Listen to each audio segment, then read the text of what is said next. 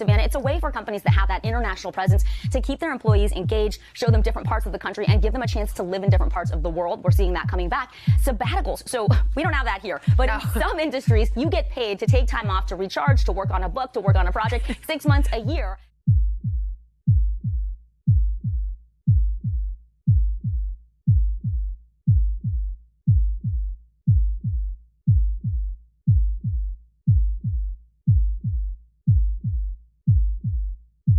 Welcome to the Good Life at Google. This campus in Mountain View, California offers employees comforts, privileges, and perks that workers at most other companies can only envy. But what may seem like luxuries are actually good business, and Google can prove that because the company studies everything it does.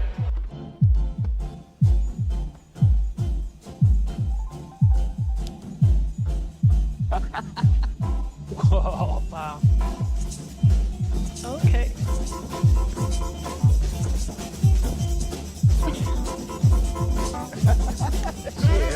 You got it.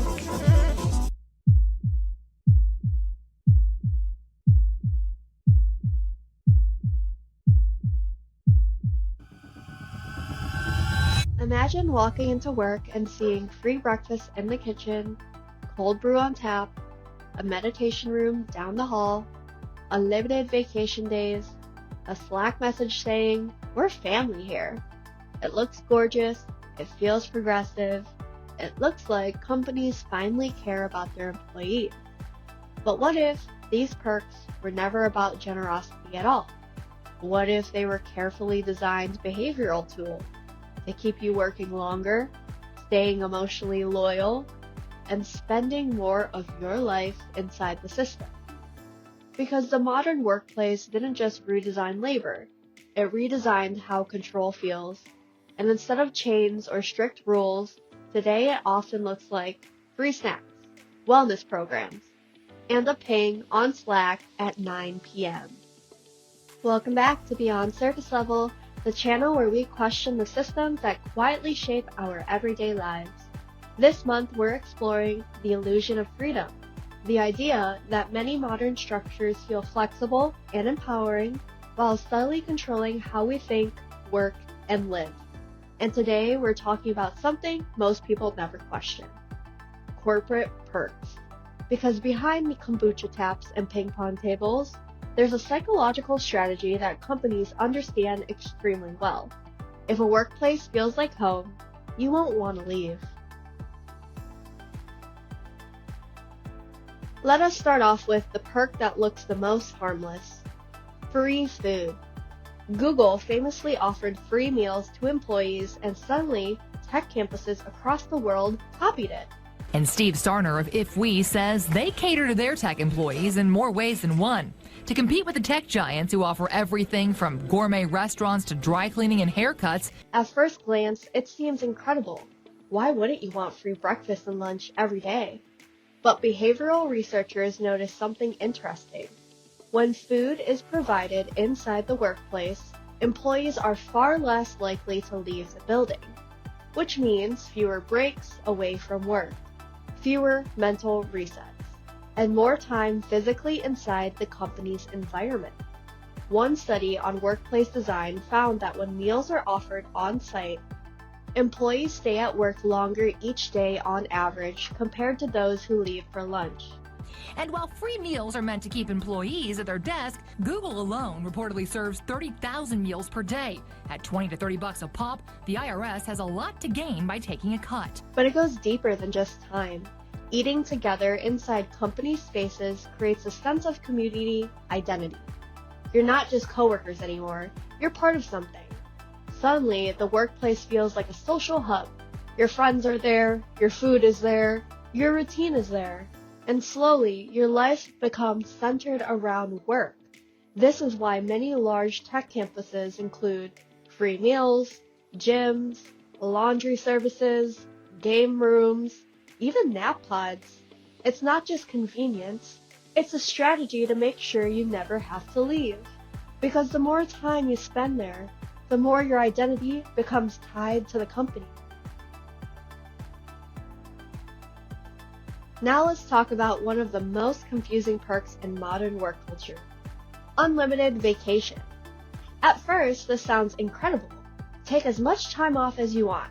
No limit, no cap. But in reality, for many workers, it creates a completely different psychological pressure.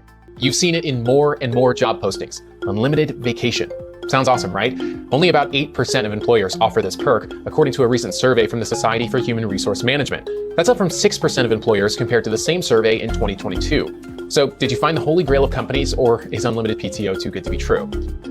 Because when there's no defined number of days off, there's also no clear permission to use them. And that's where the guilt starts. This happens in industries everywhere: healthcare offices, mortgage companies, corporate sales teams, marketing agencies, tech companies. You might technically be allowed to take time off, but the moment you think about it, another thought will pop up. Who's going to cover my workload? Because in many workplaces, when someone takes time off, the work doesn't just disappear.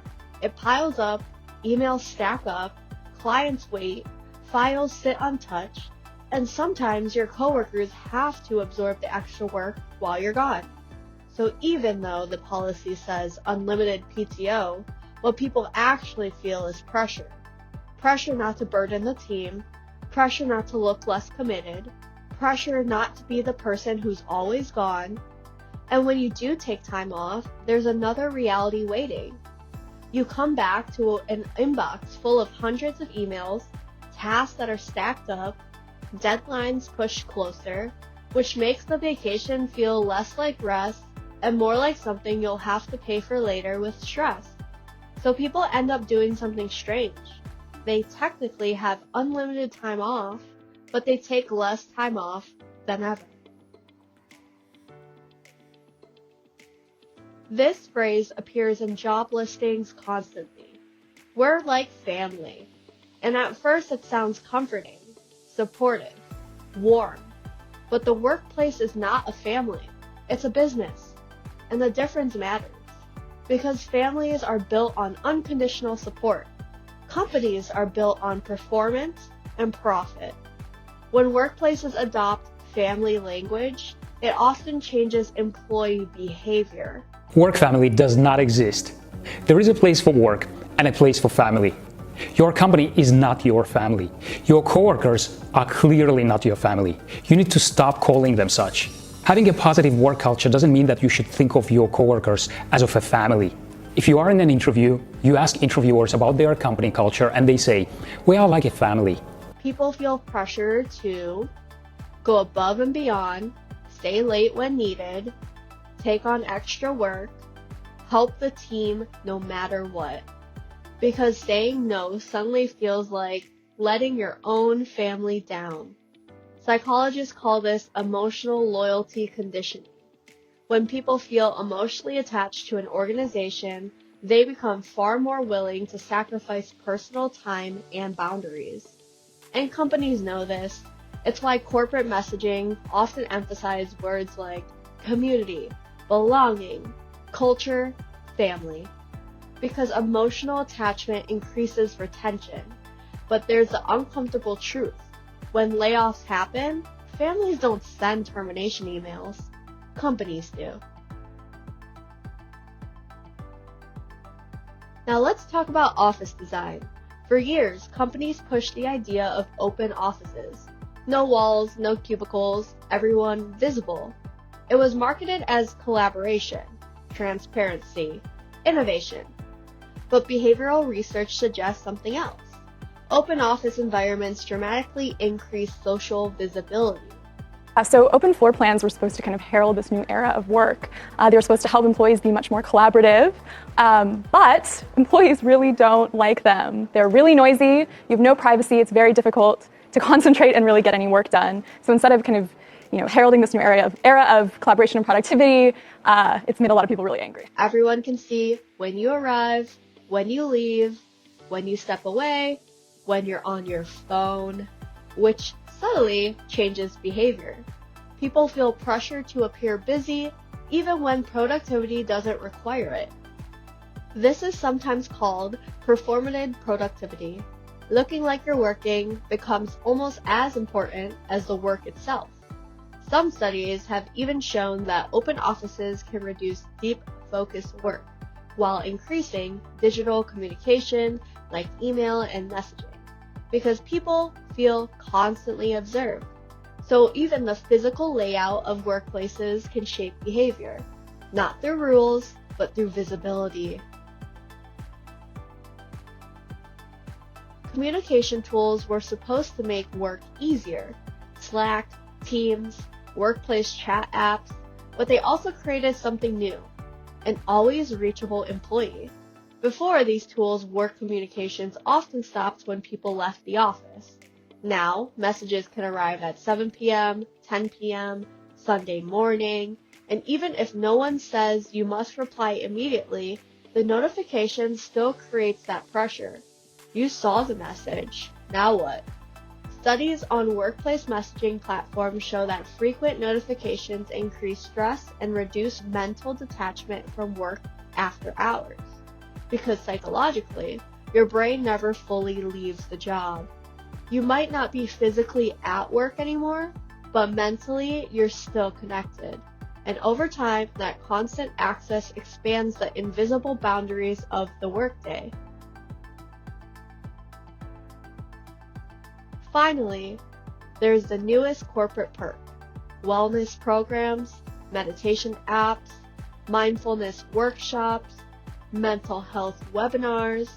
On the surface, these look incredibly positive, and sometimes they genuinely help people. But critics point out something interesting. Many workplace wellness initiatives are designed not to reduce workload, but to increase resilience within the workload. In other words, instead of changing the environment, the focus becomes changing the employee. Learn to manage stress better, meditate during your breaks, build resilience, stay balanced, all while the expectations and the pace of work remain exactly the same. It's not necessarily malicious, but it does shift responsibility from the system to the individual. When you step back and look at the modern workplace, a pattern starts to appear.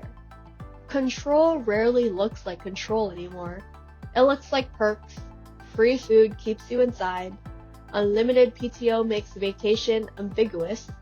Family messaging builds emotional loyalty. Open offices increase visibility. Messaging apps extend the workday. Wellness programs help you tolerate the pressure.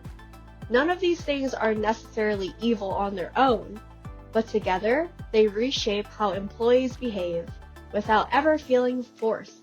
And that's the most powerful kind of system. One where people participate willingly because the structure feels supportive. But the real question is this: if work disappeared tomorrow, how much of your life would suddenly feel empty?